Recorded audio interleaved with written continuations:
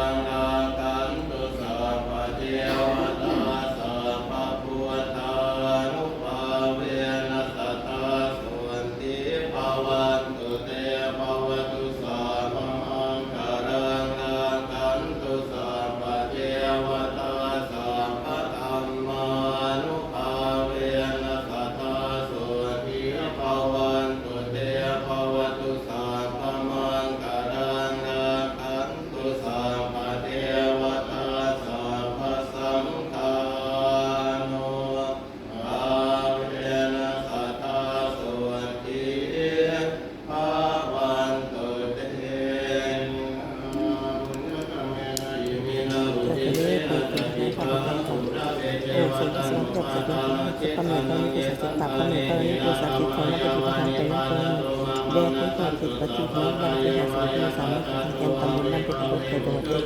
นั้นชมเรียนติดติดอยากติดตายติดแรงติดติดบ้าติดงานงานเป็นสิ่งที่ทำติดติดตายเจ้ากรรมนั้นใครนักปฏิบัติธรรมเป็นผู้ปฏิบัติความทุกข์ความทุกข์ความสุขความมีประชาชนปฏิบัติธรรมกับทำเจ้ามาทำบุญมาเรื่องนั้นมาจากการทำเจ้าไปทำบุญทำงานแล้วก็ขอพระเจ้ากับเกียรติขอพระเจ้าเนี่ยอุดมปฏิมาโนสองเนี่ยอุดมปฏิมาโนสองหรือปฏิมาในการเป็นการทำเป็นการทำไปถึงคนปฏิบัติเป็นความสุขเป็นประสาทประสาท